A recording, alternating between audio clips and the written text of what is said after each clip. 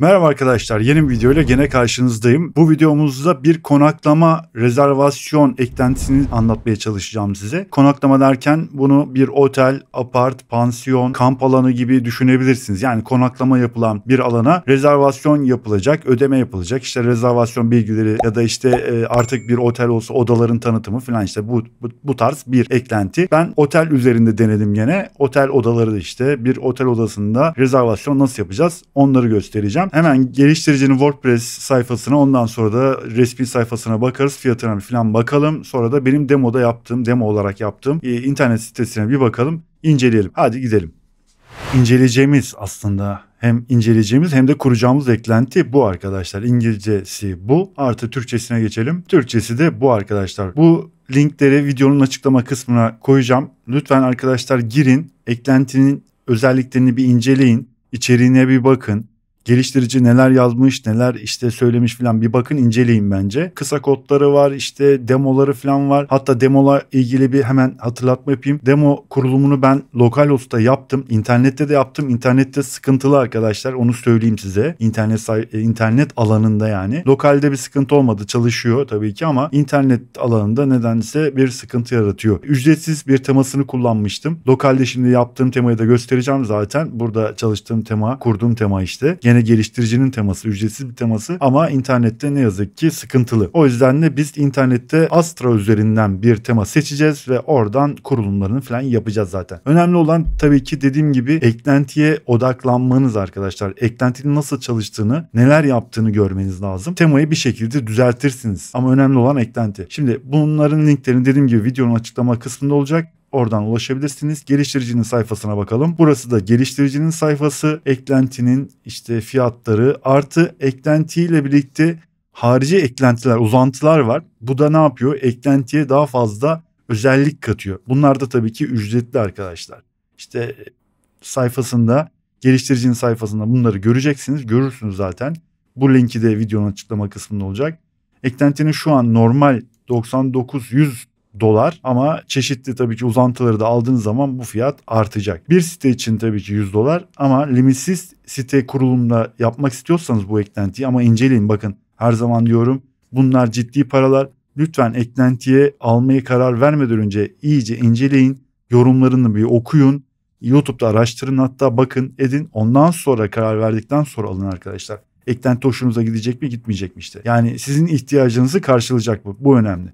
Limitsiz site kurulumunda 200 dolar. Tabii ki uzantıları da alırsanız bu 300-400 dolara kadar gider herhalde tahminimce. Şimdi hemen lokalde yaptığım sayfa bu. Bir otel sitesi yaptım. Burada işte 4 tane oda var. 4 oda derken 4 çeşit oda var, ama limitsiz oda sayısı yapabilirsiniz. Mesela bir apart işletiyorsunuzdur. 10 tane odası vardır. Değişik şartlarda, değişik şekillerde yatak işte seçeneği olsun, manzara seçeneği olabilir. Farklı durumlarda olan odaları vardır. İstediğiniz kadar oda sayısı yapabiliyorsunuz. Güzel. Eklentinin ücretsiz kısmını tabii ki ben burada tanıtacağım, ama ücretsiz kısmında bile çok fazla seçenek var arkadaşlar. Bayağı özelleştirebiliyorsunuz sayfayı. Bu ücretsiz bir tema, değişik bir tema. Lokalde, ama dediğim gibi bakın, internette deneyecekseniz şayet demo verilerinde sıkıntı var. O yüzden de bilmiyorum, tavsiye etmiyorum açıkçası. Bu lokalde olduğu için şu an düzgün çalışıyor, ama yani size kalmış artık. Gördüğünüz gibi odaları falan gösteriyorsunuz. Biz bunu işte Astra'da ücretsiz bir temayla nasıl yaparız? Bunların hepsini göstermeye çalışacağım. Eklentinin işte ayarlarını, yazmamız gereken kısımları, yani doldurmamız gereken kısımlar, kategoriler, etiketler, işte olanaklar, imkanlar, hizmetler falan, bunları sezonluk fiyat. Güzel bir tarafı da sezonluk fiyat oluşturabiliyorsunuz. Çok güzel. Çoğu eklentide mesela bu sezonluk fiyatlar ücretli kısımlarda oluyor. Bunda ücretsiz kısmında bundan faydalanabileceğiz. Artı yani fazla seçenekleri var. Onu da söyleyeyim. Gördüğünüz gibi işte böyle bir site. Yani otel sitesi işte. Lafı fazla uzatmayacağım. Ne yapacağım? Hemen uyarımızı yaptıktan sonra kurulumuna başlayalım diyorum ve geçelim.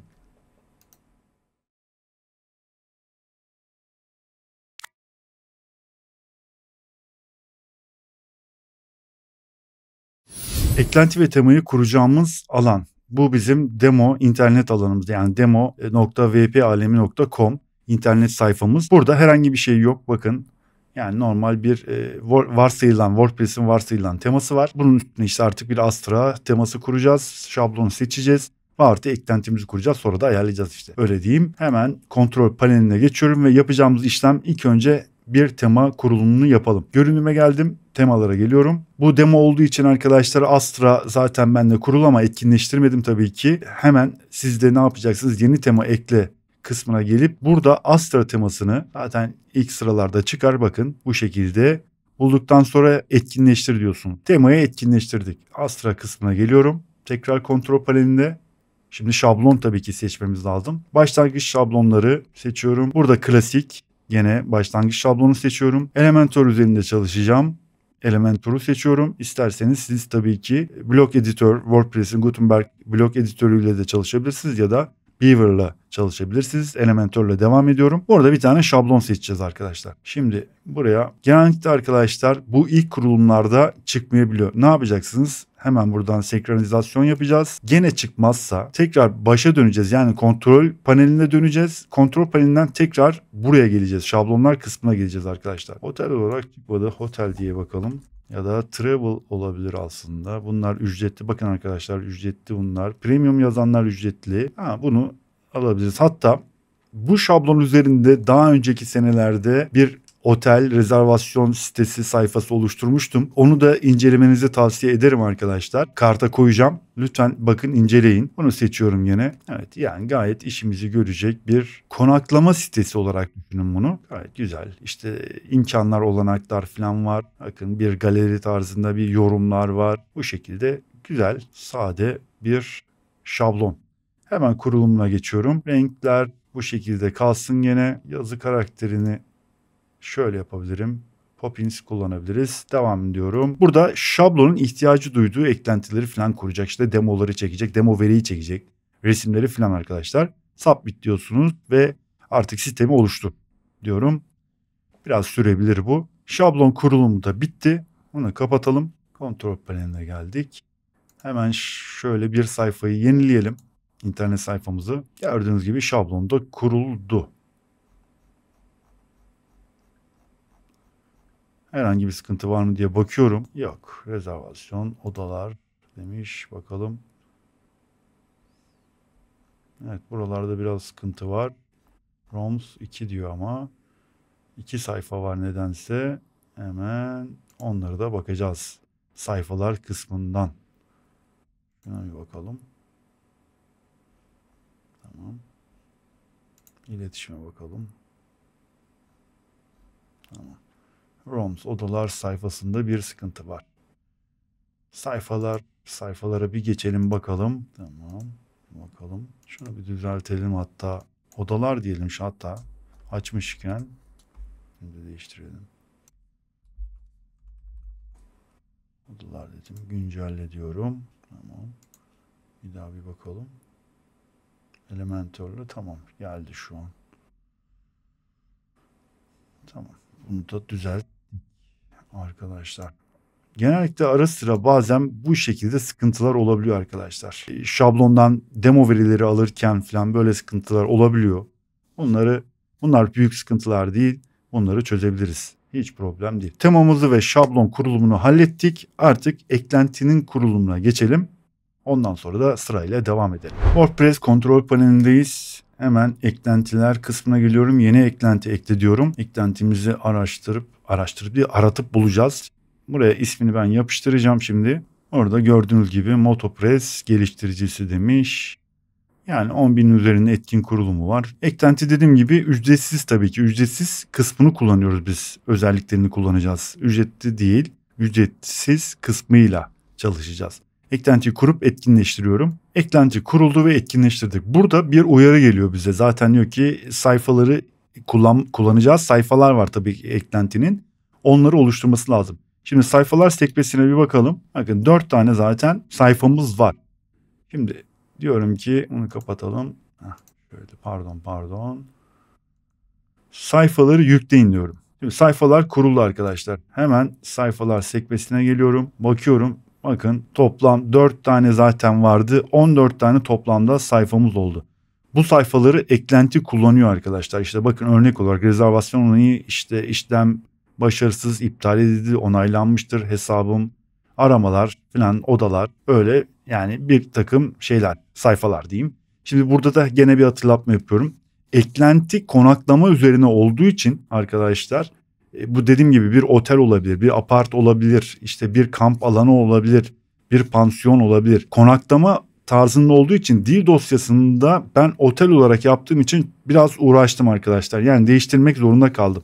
Siz de biraz uğraşacaksınız. Yani neden? Yapacağınız eklentiyi nerede kullanacaksınız? Bir aparttaysa mesela aparta göre biraz ayarlamanız gerekecek ya da bırakabilirsiniz, konaklama olarak geçebilir. Biraz kafanız karışabilir ama çözüyorsunuz. Bakın, konaklama türleri, eklenti Türkçe dil dosyasıyla geliyor ama bir kısmı tabii ki yani çevrilmemiş.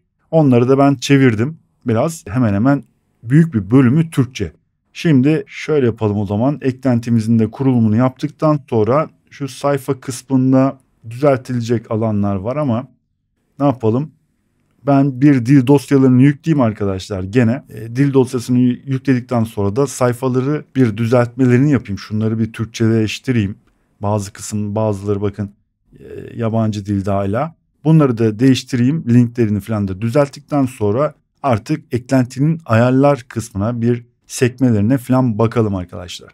Eklenti ayarlarına geçmeden önce arkadaşlar, notlarıma baktım da atlamışız. Şimdi onları yapalım, halledelim. 2 tane daha eklenti kuracağız. Aslında bu eklentinin bir yerde de dezavantajı işte. Yani eklentinin kurulumunu haricinde 2 eklentiyi de eklememiz gerekiyor ki formlarımızı biraz da stilini değiştirebilmemiz için diyeyim size. Artı eklentinin Elementor ile birlikte çalışabilmesi için, yani o uzantılar, Elementor uzantılarını kullanabilmemiz için 2 tane eklenti, biri stil, biri de Elementor için olacak. Şimdi eklentiler bunlar. Bunların linklerini de arkadaşlar gene videonun açıklamalar kısmına koyacağım. Oradan ulaşabilirsiniz. İlk önce şunu bir yükleyelim. Bu stille ilgili bir eklenti. Gene eklentinin, tabii ki eklentiyi öyle ilgilendiren bir şey. Hemen bunu kuralım. Kopyaladık şunu. Eklentiler kısmına geliyorum. Yeni eklenti ekle diyorum. Şöyle aratalım. Evet.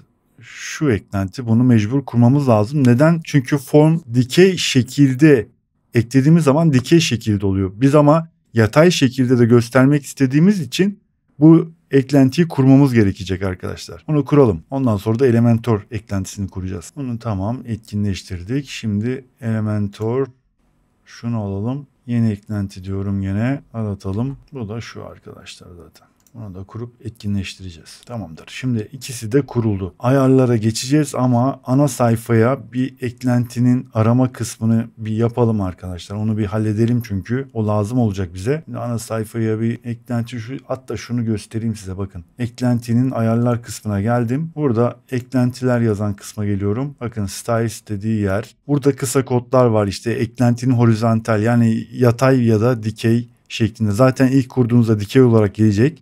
Onu göstereceğim şimdi. Ondan sonra da zaten bunu biz yatay şekilde gidereceğiz. Normalde kod bu arkadaşlar. Kısa kodu bu. Elementor eklentisiyle de ekleyebiliriz aslında. Öyle yapalım olmazsa. Onu bir gösterelim. Yok, ya da kısa kodla ekleyebilirsiniz. Şöyle bir yapalım. Bakın şimdi. Şuraya, ya buraya da alabiliriz. Şuraya da, önce şuraya bir alalım, sonra değiştiririz olmazsa. Şimdi Elementor eklentisini, uzantılarını yükledik ya arkadaşlar, bakın. Buraya aldığımda eklenti dikey olarak geliyor. Ama ilk kurduğumuz eklenti vardı ya, stil olarak. Bunu seçtiğiniz zaman bakın şimdi. Bu şekilde yataylamasını alıyorsunuz. Böyle. Eğer o stil olan template eklentisi, yani şunu yüklemeseydik arkadaşlar, bu form dikine olacaktı. Yani dik şekilde olacaktı. Yatay olmayacaktı. Yapamıyorsunuz onu. Bu da bir dezavantaj baktığınız zaman eklenti için. Şimdi bu şekilde bırakalım kalsın. Kısa kodda da, eğer bunu Elementor üzerinden yapmak istemezseniz, kısa kodda da, hatta hemen kısa kod olarak da göstereyim size. Şöyle hemen bir tane kısa koddan,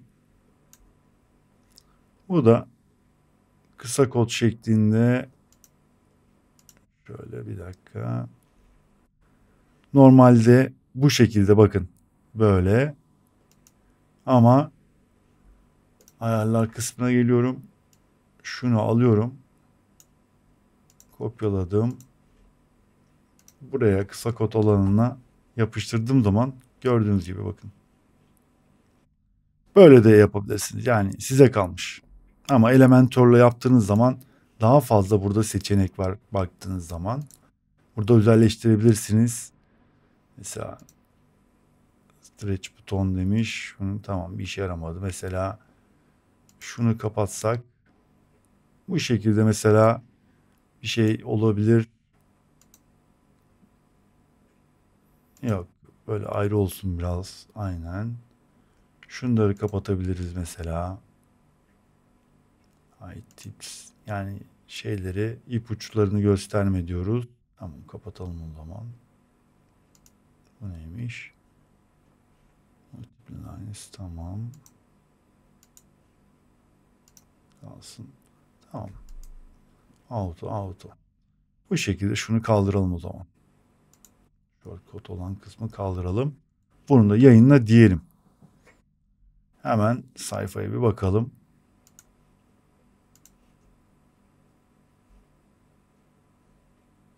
Gördüğünüz gibi form buraya geliyor. Ara dediğimizde lütfen bakın tarih çıkıyor zaten.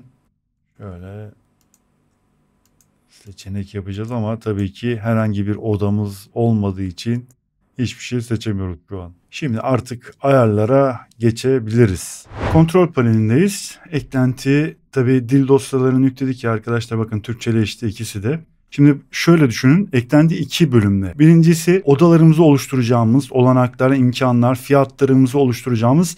Tabii ben oda olarak değiştirdim bunu. Siz konaklama olarak da bırakabilirsiniz gene konaklama olarak geçebilir. Burada bunları tabii ki ayarlamalarını yapacağız. Rezervasyonlar kısmında ise sitemizde yapılan rezervasyonlar, işte takvim, müşteriler bunları göreceğimiz kısım diyebiliriz. Yani iki kısım, eklenti iki kısımdan oluşuyor aslında. Şimdi ayarlar tabii ki nerede? Oda kısmında. Burada oda türlerini oluşturacağız. Kategorilerimize etiketler, işte olanaklar var. Sezonlar, sezon yazlık, kışlık bunları ayırabilirsiniz. Fiyat oluşturacağız. İşte hizmetler var. Bu tip şeyleri burada yapacağız tabii ki. Ayarlar, dil demiş, dil dosyası, kısa kodlar ve templates. Bu da eklediğimiz eklentiyle arkadaşlar buraya geldi. Bakalım hatta şuna. Herhangi bir şey yok. Burada kendinizde oluşturabiliyormuşuz. Bakalım new template dedik ama yani burada tabii ki bununla ilgili geliştiricinin destek kısmına bakmak lazım. Nasıl bir şey yapılabilir diye. Evet değişik bir şey yapılabilir burada da. Ne olmasın dedik. Neyse çıkalım hemen. Ayarlarla başlayalım artık devam edelim. Ayarlar sekmesine geliyorum. Burada oluşturduğu sayfalar işte arkadaşlar burada seçeceksiniz. İşte arama sonuçlarını bakın burada bir sürü sayfamız var zaten. Arama sonuçlarını göstermesi gereken sayfa. Şartlar ve koşullar bununla ilgili bir sayfa oluşturmadık gerçi. Bir tane şartlar ve koşullar sayfası oluşturabiliriz. Hesabım demiş. Rezervasyon onayı müşteri tarafından e-posta yoluyla. Bunu seçerseniz müşteriye bir tane rezervasyonu yaptıktan sonra arkadaşlar artık sitenize girdi. Tarihleri seçti işte. Odayı seçti falan derken karşı tarafa rezervasyon e-postası gider. Orada da bir onay butonu olur. Bu rezervasyonu yaptığınız kabul ediyor musunuz diye tabii ki detayları falan da var. Onu bastığı zaman o butona bastığı zaman onaylanır. Tabii ki ödeme olaylarını da ayarlamanız lazım burada. Yönetici tarafından da rezervasyon oluşturulur. Siz bakacaksınız inceledikten sonra onay verebilirsiniz. Ya da ödeme üzerine. Bunu seçerseniz tabii ki ödemede arkadaşlar işte banka tarafından havale var. EFT yani. Artı işte ne var? PayPal falan var ama onlar tabii ki bizim ülkede olmadığı için onları kullanamıyoruz. Diğer kredi kartı uygulamalarının da ücretli versiyonunda var arkadaşlar. Stripe falan var ama onlar tabii ki gene dediğim gibi ülkede kullanılmıyor. Türkiye'de kullanılmıyor.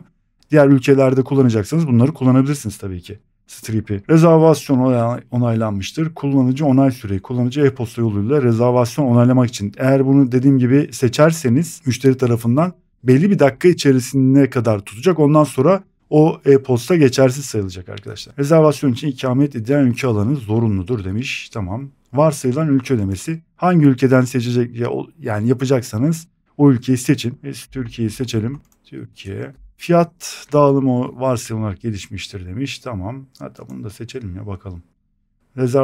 Rezervasyonlarınızı iptal yani ettirmek isterseniz arkadaşlar buna göre de şöyle bir şey yapabilirsiniz mesela. Yani bir fiyatlandırmada iade edilebilir ve edilmeyen olarak seçerseniz mesela bunu açmanıza da gerek yok. Yani iptal olayı olmaz. Yani size kalmış tabii ki. Hesap oluşturma tabii ki sayfada bir üyelik olması lazım.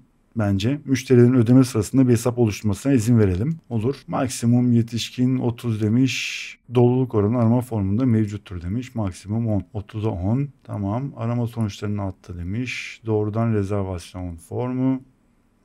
Başka.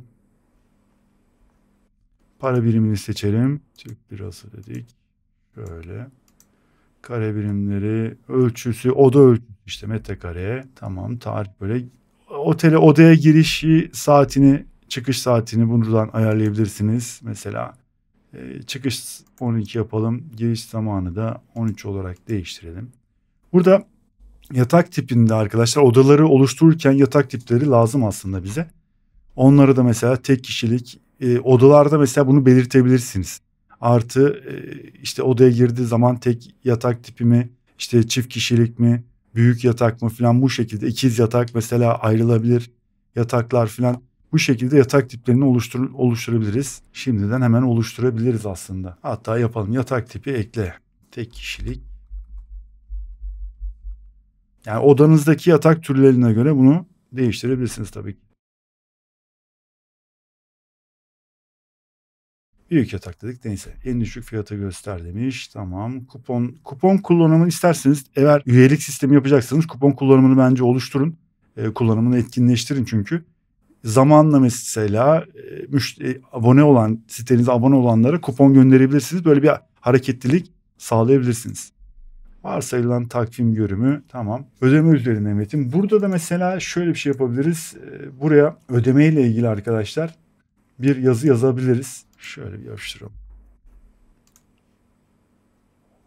Yani böyle bir şey hatta şöyle yapalım. Bir dakika. Şunu alalım. Ödeme bilgilerini rezervasyon yaparken bu hatırlatıcı bilgi yani info gibi düşünün bunu. Öyle bir şey çıkacak. Rezervasyonları isterseniz de mesela belli sezonlarda kapalıysanız devre dışı bırakıp yalnızca internet sitenizde işte hani bilgi amaçlı gösterebilirsiniz sayfanızı. Başka ne var? Görüntüleme seçenekleri, takvim, şablon, tamam. Tamam, bunları bir kaydedelim. Genel ayarlar bu şekilde. Yönetici e-postaları. Yönetici e-postalarında arkadaşlar yöneticiye gidecek olan e-postalar işte rezervasyonla ilgili bakın beklemedeki bunları tamam müşteri bilgisi. Bunları tabii ki bakın bazı kısımlar İngilizce yani yabancı dilde bunları çevirmeniz lazım. Hangi dilde kullanacaksanız. Ben Türkçe olarak kullanıyorum. Mesela şuraya check-in denilen yere şöyle giriş diyelim. Buraya da çıkış diyebilirim. Böyle bu şekilde bunları da Türkçeleştireceksiniz arkadaşlar. Zaten yani anlamayacağınız şeyler değil.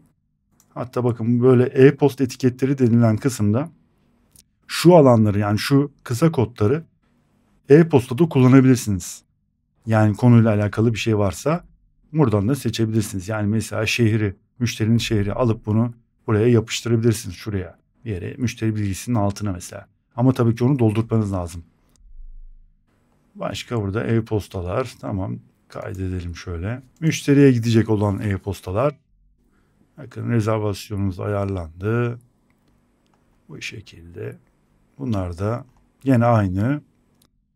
E-posta ayarı bakalım. Burada e-postayı tabii gönderen kısımlar, alt bilgi, logonuz varsa bir logonuzu kullanabilirsiniz.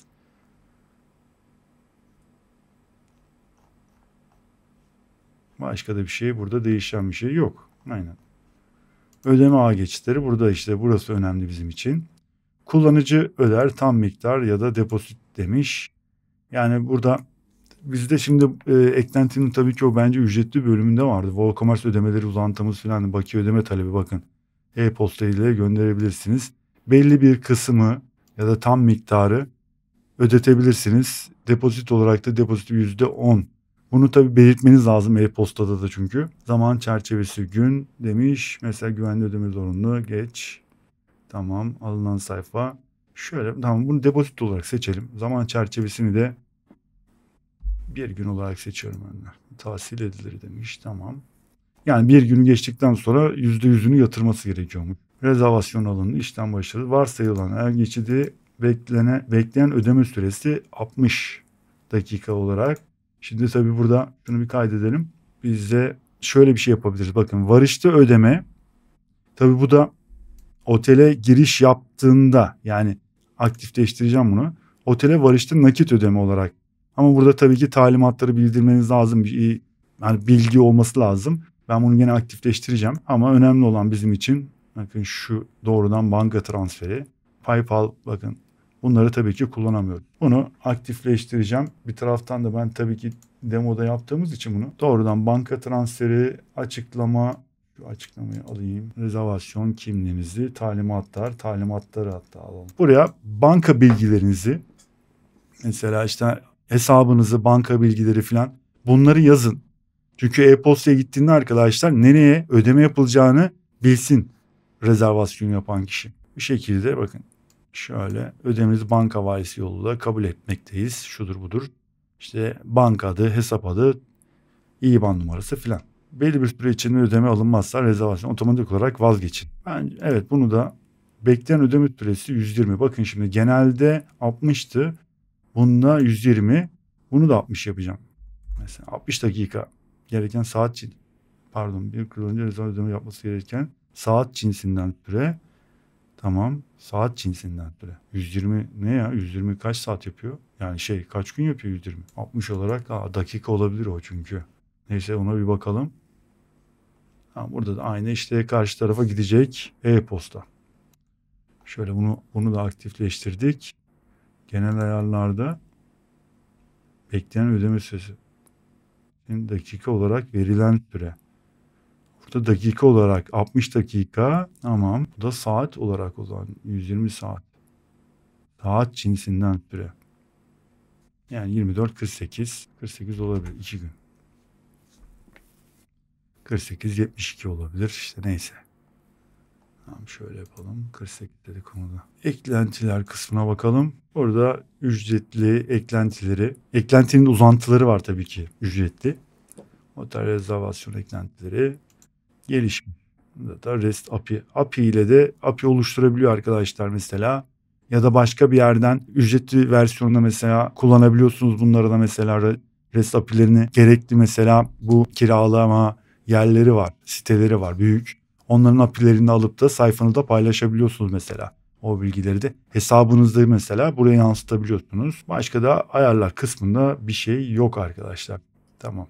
Şimdi artık ne yapalım? Ayarlardan sonra yapacağımız işlemler, artık kategorilerden falan başlayalım böyle. Geçelim. Kiralığı vereceğimiz otelimizde mesela odalarımızın belli şeyleri olabilir mesela arkadaşlar. Kategorileri ayırabiliriz bunu. Mesela örnek olarak işte bir bahçe manzaralı olabilir, deniz manzaralı olabilir, işte şehir manzaralı, ondan sonra dağ manzaralı şeklinde. Ben şimdi 4 tane kategori oluşturacağım. Eklentiye geliyoruz. Kategoriler kısmına geliyorum. Bir tanesini yapacağım şimdi. Diğerlerine hızlıca geçeceğim. Yani ne diyelim? Bahçe manzaralı dedik. İsterseniz açıklamada ekleyebilirsiniz. Bu şekilde kategorinizi oluşturuyoruz arkadaşlar. Bahçe manzaralı. Kategorileri oluşturdum. 4 tane kategorimiz var. Şimdi etiketlere geçiyorum. Yine etiketlerde de aynı şekilde bir tane oluşturalım. Mesela tek kişilik oda diye oluştur diyorum ve bir tane oluştu. İşte birkaç tane oluşturacağım arkadaşlar. Yine hızlıca. Etiketleri de oluşturdum. Yani bunu tabii ki siz çoğaltabilirsiniz. Neden bu etiketler önemli? Aramalarda mesela daha hızlıca bulabilirsiniz. Çünkü oluşturacağınız odalarda bu etiketleri ekleyeceğiz arkadaşlar. Odayla ilgili mesela etiketler oluşturabilirsiniz. İşte en azından şehir manzaralı falan bu şekilde kategori oluşturmuştuk ya, bunları falan aramalarda işte artı internette, sitede falan etiketler arkadaşlar iyidir, faydalıdır, en azından oluşturabilirsiniz. Şimdi olanaklara geçiyorum. Olanaklarda da zaten arkadaşlar yani diğer otel sitelerinde bizim yaptığımız sayfalarda da aşinasınız. Odada bulunan işte imkanlar, aslında olanaklar derken imkanlar. İşte ne vardır? Mini bar vardır. Ondan sonra televizyon vardır. Wi-Fi vardır. Bunları burada yazacağız tabii ki. Odanın özelliklerine göre mesela daha büyük odada daha farklı şeyler olabilir. Onları yapacağım şimdi. Gene bir tane oluşturuyorum. Banyo diyorum mesela. Buna mesela banyo duş olabilir. Mesela diğer odalarda duş vardır da burada küvetli banyo hani olabilir. Farklı bir şey olabilir. Mesela banyo diye yazdım. Şimdi birkaç tane oluşturacağım gene arkadaşlar. Olanaklarda da dediğim gibi odanızın kiraladığınız alanın artık yani özelliklerini ne imkanlar veriyorsunuz. Mesela bir mikrodalga da olabilir, kettle da olabilir, su ısıtıcısı olabilir. Farklı şeyler de olabilir. Bunları da ekleyebilirsiniz.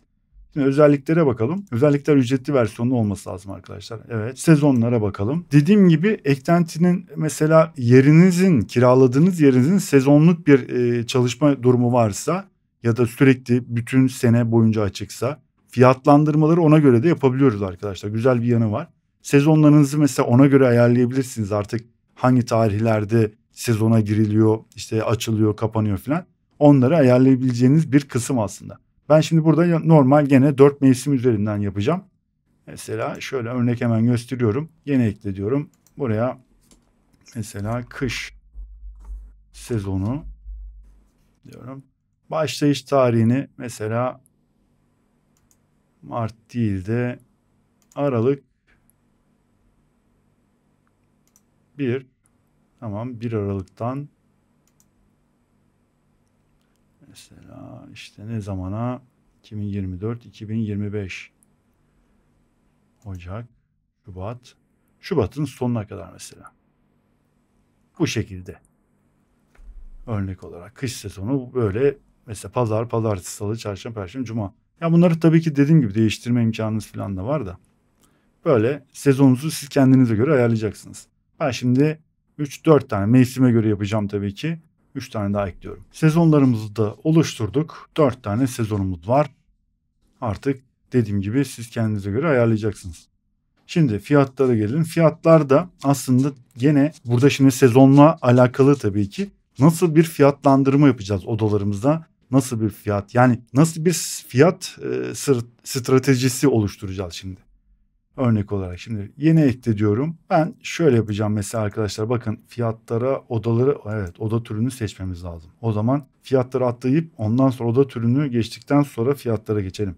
Neyse, o zaman hizmetlere geçelim hemen. Hizmetlerde bakalım. Hizmetler. Burada da ekstradan arkadaşlar mesela bir fiyatlandırma yapabiliriz. Yani nasıl fiyatlandırma yapabiliriz? Şimdi bir odayı tuttuk. Odanın artıları, mesela artı ne istiyoruz odaya? Ben günlük gazete istiyorum. Her gün bir odama işte bir gazete bırakılsın, verilsin falan şeklinde. Ya da ne bileyim başka bir şey olabilir.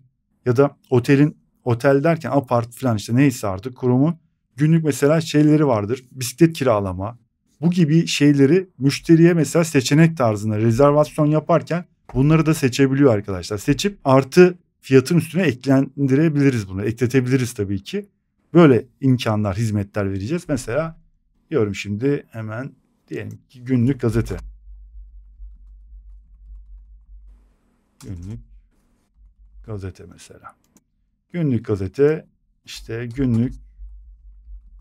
günlük gazete. Ulusal medya falan işte neyse o günlük gazete dedik açıklamasına. Fiyatı günlük mesela gazete için kaç para alacağız? 50 lira alıyorum. Bir defa değil, günlük olarak bakın kaç kez müşteri ücretlendirilecek. İşte kaç gün kalıyorsa, 5 gün kalıyorsa 5 gün boyunca günlük gazete alacak. 5 çarpı 250 mesela. Öyle diyeyim. Konaklama başına ya da konuk başına bakın. Konaklama başına bu yaptığı odanın, hani oda olarak düşünün. Odada 3 kişi 5 kişi fark etmez. Odada işte 2 kişi bile varsa bir tane, yani bir kez 50 lira ise 50 liralık olarak hesaplanır. Ama konuk başına yaparsanız bunu şöyle olur. Odada 2 kişi varsa mesela bu çarpı 2 olur. 50 çarpı 2 olur. O yüzden de konaklama başına yapıyoruz arkadaşlar. Yani adet bazında değil, oda bazında düşünün bunu. Konaklama başına dedik. Tamam, yayınla diyorum. Günlük gazete kaç para dedik? 50 lira işte, neyse. 50 lira. Başka da mesela şöyle bir tane daha ekleyelim. Mesela bisiklet kiralama. Sabah 08, akşam 22 diyelim şöyle. 22 saatleri arasında günlük kiralama dedik. Buna da mesela 150 lira diyorum. Konaklama başına değil, bakın, konuk başına bir defa günlük misafir seçimi. Şimdi misafir seçimi yaparsak, hatta bunu günlük, gazeteye günlük yaptık. Bir defa dersek bunu kaç kez müşteri ücretlendirilecek konuk başına. Bunu mesela 3 gün 5 gün kalıyorsa 3 gün ben kiralamak istiyorum. Misafir seçimi yaptık bunu. Minimum bir kere. Tamam. Bunu boş bırakıyoruz. Kaç gün kalacaksa mesela 5 günde 3 gün kiralamak istiyorsa boş bırakın bunu. Konuk başına. Tamam, bu şekilde yapalım onu. Yayınla diyorum. Hizmetlerimize bakalım. Misafir seçimi günlük konuk başına, konaklama başına. Bunun rezervasyon yaparken karşımıza çıkacak zaten. Göreceğiz arkadaşlar. Hizmetleri de bitirdik. Artık odalara, evet, odalara geçelim. Ondan sonra zaten fiyatları falan yapacağız. Odalar. Şimdi odalar, oda türleri. Aslında odalar değil. Evet, odalar olmaz. Çünkü oda türlerini yapmadığımız için odalara geçemeyiz. Yani fiyatlar ve odalar kaldı arkadaşlar. Oda türlerine geçeceğiz buradan. Hizmetlerden oda türlerine geçelim. Evet, ben de öyle not aldım herhalde. Evet, o şekilde almışım. Şimdi burada artık burası önemli zaten arkadaşlar. Oda türlerimiz orada önemli. Artık apartımızda, otelimizde kaç çeşit oda türü varsa onları burada, türlerini, bakın, oda türlerini burada yapacağız. 3 oda tipimiz vardır ya da bir tane vardır, fark etmez. 2 tip varsa mesela onları yapacağız. Oda sayısını farklı yerde yapacağız arkadaşlar. Oda fiyatını odalar kısmında oluşturacağız artık. Konaklama oluştur dediğimiz yerde. Şimdi oda tipi ekle. Oda türleri tamam. Suite oda, standart oda, o şekilde gidelim. Standart oda dedik. Şimdi tabii bunlara bir içerik falan yazmak lazım arkadaşlar. Şöyle durun. Ben hemen şuradan da kopyalayayım. Tamam. Standart oda. İşte odanın özelliklerini falan yazacağınız bir şey. Geçtik aşağı doğru. Şu özet kısmına da hatta şöyle bir şey yapıştıralım.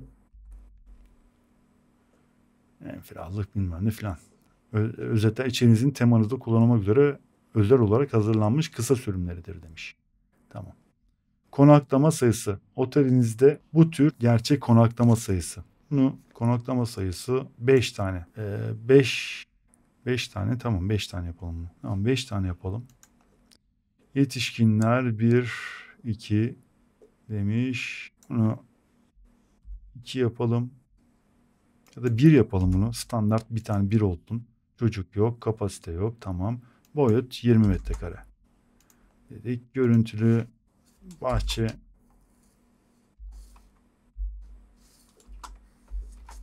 manzaralı. Yatak tipi tek kişi dedik. Şimdi kullanılabilir. Şunları seçelim. Geldik bu tarafa. Konaklama kategorisi bahçe manzaralı. Bahçe mi yazmıştık? Evet, bahçe manzaralı. Konaklama etiketleri bahçe.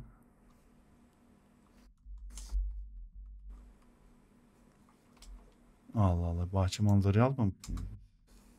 Manzaralı. Tamam. Bahçe manzaralı. En çok kullanılanlar, tüm olanaklar, banyo var, klima, Wi-Fi, minibar yok mesela. Bunda yok diyelim. Özellikler, konaklama incelemeleri. Tabii bir tane fotoğraf. Bakalım. Oda fotoğrafı şöyle. Şunu alabiliriz. Ha, bunu alalım. Böyle bir şey. Öne çıkarmış görsel. Bunu da şunu seçelim. Şunu seçelim. Bunu seçelim. Fotoğraf, pardon. Bunları tersine yapacağız. Yayınla diyorum. Yayınladık. Şöyle hemen bir oda türlerine bir bakalım. 5 tane, 5 tane. Hatta şu odalara bir bakalım şimdi. Bakın. oda türünü yaptığınız zaman arkadaşlar, oluşturduğunuzda 5 tane bize standart oda, yani 5 tane odamız var standart tarzda. Bunların isimlerini tabii ki değiştirebilirsiniz. Bakın şöyle içine bir bakalım hatta. Gördüğünüz gibi oda türü standart. Özet, buraya bir şeyler de yazabilirsiniz. Sıkıntı yok. Şimdi ben 3 tane daha oda ekleyeceğim arkadaşlar. Hemen hızlıca. Ondan sonra geliyorum hemen. Oda türlerini oluşturdum. 4 tane oda türümüz var. Toplamda işte bakın 5, 7, 10, 11 tane odamız var. 5 burada, 7, 10, 11. 11 tane odamız var. Farklı, baktığınız zaman işte aile odası, deluxe oda, suite oda şeklinde. Şimdi artık fiyatlara geçebiliriz. Hatta bir daha şeye bakalım. Odalara bakalım arkadaşlar. Bakın bu şekilde zaten 11, evet 11 tane diyor. Bunların isimlerini isterseniz değiştirebilirsiniz. Yani artık eğer odalarınızın bir ismi varsa, numarası falan varsa ona göre de rezervasyon yaparken de iyi olur. Baktığınız zaman. Şöyle 11 tane odamız oluştu. Şimdi fiyatlara geçelim. Fiyatlar, hemen yeni ekle. Burada işte artık şöyle bir şey yapacağız arkadaşlar. Şimdi standart oda dedim. Açıklama ekliyorum. Açıklama ekle. Yani standart oda, gerçi ekleme fiyatlar. Şöyle diyelim. Fiyatlara nasıl bir fiyat politikası yapacağız? Şimdi iade edilmez mi diyelim buna? İade yapılmayan. İade yapılmaz. Yapılmaz mesela. Bu biraz ucuz olur. Fiyat. Şimdi bunu yazdıktan sonra odayı seçtim. Standart oda aslında kaç tane odanız varsa hepsini yapmanız lazım arkadaşlar. Bunu. Fiyat oluştur diyorum. Kaydettim. Şimdi fiyat nerede diyeceksiniz. Bakın. Burada geliyor şimdi, zaten açıldı. Yeni sezon fiyatını ekle. Şimdi kış sezonu. Evet. Gecelik fiyatı zaten bir kişilikti. Gecelik fiyatı kışın 100 lira diyorum. Yeni sezon kış, ilkbahar diyorum. Gecelik fiyatı 150. Yaz diyorum 200. Daha sonbahar 250 şeklinde. Gecelik fiyatı bakın arkadaşlar. Şimdi burada zaten bunu ekleyemiyorsunuz çünkü ücretli dürüm, yani çeşitlendirme yapmıyor tabii ki. Bu şekilde mesela iade yapılmaz. Buraya şey yapabiliriz arkadaşlar. Mesela iade yapılmaz, hemen bir açıklama ekleyeyim oraya ben. Herhangi bir nedenle rezervasyonunuzu iptal etmek zorunda kalırsanız bu işlem bu ödeme türünü uygulanmaz. Tüm rezervasyonlar iptal edilmeden online rezervasyon sistemine otomatik olarak kaydedilecektir demiş. Yani bunda iade yok arkadaşlar. O yüzden fiyatları da uygun. Şimdi iade yapılabilir bir tane fiyat oluşturacağız. Gene aynı şekilde fiyatlara geldim. İade yapılamaz standart oda için bakın yeni sezon fiyatı, yani yeni sezon diyorum. Sezonluk fiyatları. Şimdi bunu bir kopyalayalım. Kopyala diyorum. Buna da iade edilebilir mesela. Evet, iade edilebilir. Düzenle iade edilebilir dedik. Standart oda. İade edilebilir diyelim. Edilebilir. Fiyatı güncelle.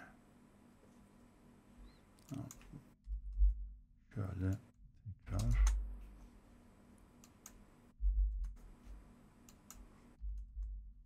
Tamam. Fiyatı güncelle. Standart oda, standart oda. Standart oda. Şimdi standart odaya ayrıyetten mesela bir akşam, mesela akşam yemeği akşam yemeği dedim. Akşam yemeği, ondan sonra fiyat oluştur diyorum. Akşam yemeği. Hemen burada kış sezonu gecelik, mesela buna ne diyelim, 150.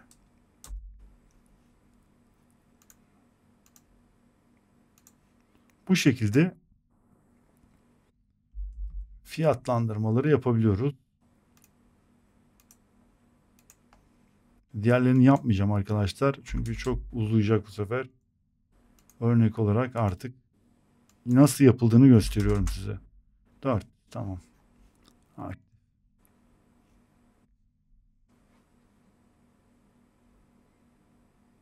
Yoksa baktığınız zaman işte bütün odalar için bunu yapmanız lazım arkadaşlar. Yani standart suite neyse işte kaç tane oda oluşturduysanız odalarının hepsine ekstradan mesela dediğim gibi bunu rezervasyon yaparken burada seçecek çünkü arkadaşlar müşteri fiyat olarak iade edilebilir fiyattan yapabilir rezervasyonunu artı akşam yemeği ekleyebilir filan. Akşam yemekli. Aslında akşam yemeği şöyle bir şey olması lazım. Akşam yemeği otel fiyatıyla yani oda fiyatıyla birlikte olması lazımdı. 100 mesela yemekte 150 ise 250 olarak öyle hesaplanması lazım aslında. Şimdi bunları da bitirdikten sonra başka ne kaldı burada? Hizmetlere baktık. Odalar, konaklama oluştur dediğimizde konaklama sayısı 1, oda türü. Zaten odalarımız var arkadaşlar. Bakın. Burada odalarımız var. Ama ekstradan oda oluşturacaksanız mesela ekstradan buradan mesela konaklama sayısı 1. Oda türünü seçebilirsiniz. Örnek olarak şöyle veriyorum. Standart balayı odası mesela bir tane balayı odanız var. Öyle bir şey ayarladınız. Balayı odası diyelim. Balayı odası. Oda türü de mesela delik bir tane oluşturalım. Odalara bakalım şimdi. Bakın balayı odası. Delik bu şekilde. Şimdi 12 tane odamız oldu gerçi. Ya da bunlardan bir tanesini silip ismini değiştirebilirsiniz. Umarım anlaşılmıştır. Başka konaklama dil işte şuna bakalım dil neymiş. Tamam çeviriyle ilgili bu arkadaşlar. Kısa kodlar. Burayı eğer dediğim gibi kısa kodlarla çalışacaksanız buradan da mesela ulaşabilirsiniz arkadaşlar. Kısa kodlara çalışabilirsiniz. Template'e baktık şimdi. Tamam. Yani aslında eklentinin birinci bölümünü bitirdik. Şimdi rezervasyonlar kısmı burada işte tüm rezervasyonlar, ödeme, takvim, müşteriler, kupon, rezervasyon kuralları, vergiler, ücretler demiş. Takvimler senkronize. Bu ücretli versiyonda olması lazım. Evet. Raporlara bakalım. Herhangi bir şey yok. Eklentiler zaten oradan bunlar ücretli ama bakın Elementor eklentisi burada. Ücretsiz bu. Bu da ücretsiz. Bunlar ücretli. Orada premium'a geç demiş. Vergiler ve ücretlere bakalım. Ücretler yeni eklenmiş konaklama puanı. Konaklama puanı. İşte bunların dil dosyalarını değiştirmeniz lazım arkadaşlar. Puan değil fiyatı olması lazım bu. Henüz vergi oluşturmadığı servis vergileri. Henüz vergiler. Şöyle de bir şey mesela. Konak başına günlük yetişkin alet. Şöyle yapalım. Şunu silelim. Buradan yapalım. Tabii ki mesela içecek tarzındaki vergiler farklı olabilir. Konaklama, yeme içme vergileri farklı olabilir. Mesela burada KDV dedik. Limit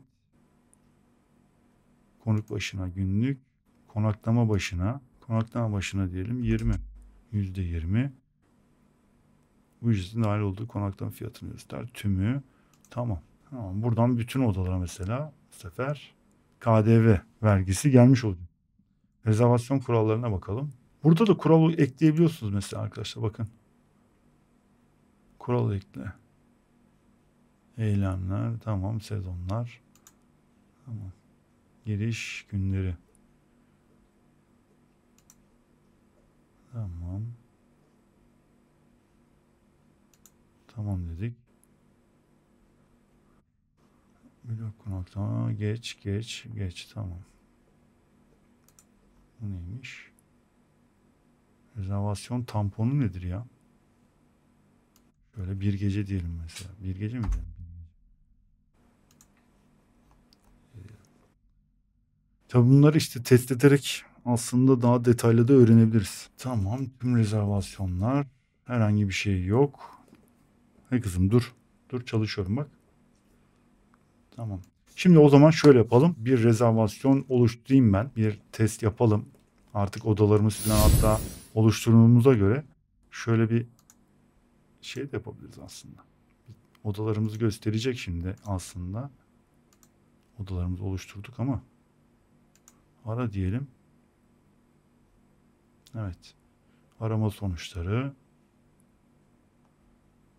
Mevcut konaklama standart oda. Bir kişi. Detayları görüntüleyin diyelim. Standart oda rezervasyon formu. Saatliği kontrol et. Evet, bu şekilde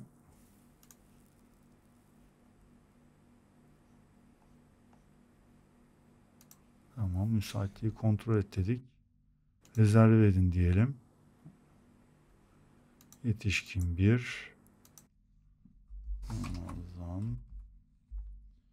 Bakın, standart oda iade yapılmaz. Çünkü önce yaptığım işte yalnızca standart odada yaptığım için arkadaşlar fiyat olarak iade yapılma bunlar çıktı. Diğer odalara da yapmanız lazım ki diğer odalarda da aramalarda çıksın arkadaşlar. Yoksa çıkmıyor. Çıkmaz. Gerçi şeyi bir deniyoruz. Yetişkinlerde 1 yaptık. Ondan da bir standardı göstermiş olabilir. Neyse, iade yapılmaz. İade edilebilir. Bakın. İade edilebilir. Akşam yemeği 600. Normalde akşam yemeği otel konaklamayla üstünde olması lazım. 600, 450. Akşam yemeği 600. İade edilebilir dedik. Bisiklet. Günlük gazete. Kişi başına 1, 2, 3 oluyor mu? Yok. 1. Bir kişi olduğumuz için 1. Kupon kodu. Akşam yemekti. Yetişkinler 1, 3 gece.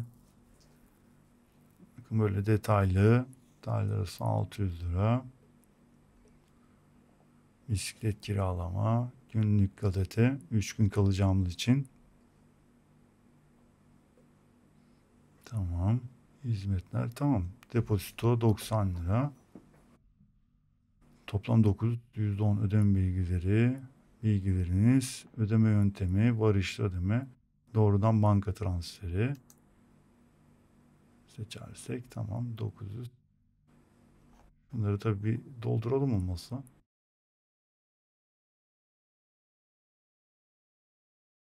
Şimdi rezerve edin diyelim. Bakın, rezervasyon tamam, ödeme bekleniyor. Rezervasyon numarası, bu da ödeme ile ilgili numara. Bakın, bunları karıştırmayın arkadaşlar. 90 lira depozito. Örnek bakın, banka işte IBAN filan, o bu. Şimdi bunu yaptık. Hemen şöyle rezervasyonlara bir geçelim. Tüm rezervasyonlar. Bakın geldi 881. Rezervasyon numarası 881, ödeme bekleniyor. Son kullanma 2 gün. 48, evet, 48 saat yazmıştık, 2 gün. 2 gün sonra, 2 gün içerisinde bu tamamlanmazsa iptal edilecek. Yetişkin 1, adres, telefon. Tamam, standart oda. Tamam. Ödeme geçmişine bakalım. Herhangi bir tabii ki ödeme, o doğrudan banka transferi yapılacak. Şu bu tamam. Takvime bakalım. Takvimde bakın bu şekilde gösteriyor. Güzel. Müşteriler, zaten biz admin olduğumuz için direkt burada gösteriyor zaten. Kuponlar. Kupon, dediğim gibi, yeni ekle derseniz burada kupon oluşturabilirsiniz arkadaşlar ve belli zamanlarda ya da bakın, oda türleri standart oda. Böyle bir yani ne diyeyim, aktiflik, bir hareketlilik getirebilirsiniz. Güzel bir şey. Reza, bunları yaptık zaten. Şimdi ödeme geçmişine bir gidelim gene. Takvimleri senkronize. Bu da ücretli versiyonda olacak. Evet, ücretli versiyonda. Booking, Airbnb senkronize edin. Ücretli versiyonunda. Tüm rezervasyonlar, ödeme geçmişi. Şimdi mesela %10 90 liraydı depozito. Miktar 90. Beklemede. Yani şu 90 lira yatırması lazım. Yeni ekle diyorum. 883. Manuel banka, doğrudan banka transferi. Rezervasyon 881 arkadaşlar. Bakın, rezervasyon numarası. Miktar canlı. Miktar 90 lira. Ödeme türü Banka diyorum. İşlem kimliği de bir şey yazabilirsiniz aslında. Neyse kalsın. Buraya isim işte neyse ödemeyi oluştur dedim. Hemen bakalım. 90 lira gönderdik. Beklemedeydi. Tamamlandı. Bakın 881 rezervasyon. Şu ödeme ile ilgili arkadaşlar aklınızı karıştırmasın bakın. Ödeme işlemleriyle ilgili kimlik numarası. Ama önemli olan şu rezervasyon. Şimdi tüm rezervasyonlara geçelim. Bakın 90 lirası ödendi. 900 lira kaldı. 900 lira 990 lira ödendi. 810 lira borcu var. Hemen şöyle bir bakalım. Bakın. Toplam ödenen 90 lira. Ödemek 810 lira. Bunları tabii Türkçe değiştirmek lazım. Bakın burada hemen kuponda uygulayabiliyoruz. Toplam fiyatı tekrar hesapla. Burada da kayıtları oluşturmuş. Güzel. Bence. Yani ücretsiz versiyonuyla güzel. Biraz daha böyle kurcalamak lazım ama aslında kurcalayacağımız kadar da kurcaladık eklentiyi. Arka planda kontrol panelinde işlemlerimiz hemen hemen bu yani. Başka bir şey yok. Ön sayfada işte biraz böyle değişiklikler yapmak lazım arkadaşlar. Dediğim gibi bakın buradan artık bir takvim oluşturabiliyorsunuz. Odalarda da mesela odalar şuradan odalara girsek. Normalde buraya şimdi bir tane şey yapalım hatta. Elementor düzenleyelim. Şuradan odaların kısa kodunu alalım. Müsaitlik, arama, oda türleri, listeleme. Şunu mu alacağız? Şunu bir alalım bakalım. Başka oda türleriyle ilgili bir şey var mı? Yok. Şunu mesela kaldıralım bunu.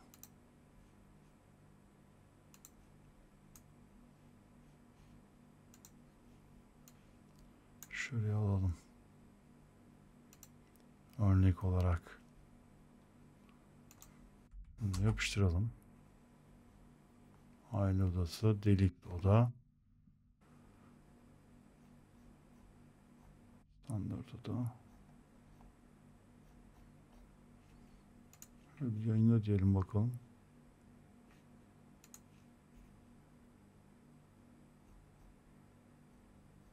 Evet, bu şekilde. Tabii biraz yani şey gibi duruyor ama biraz bunu tabii şey yapmak lazım, düzeltmek lazım arkadaşlar.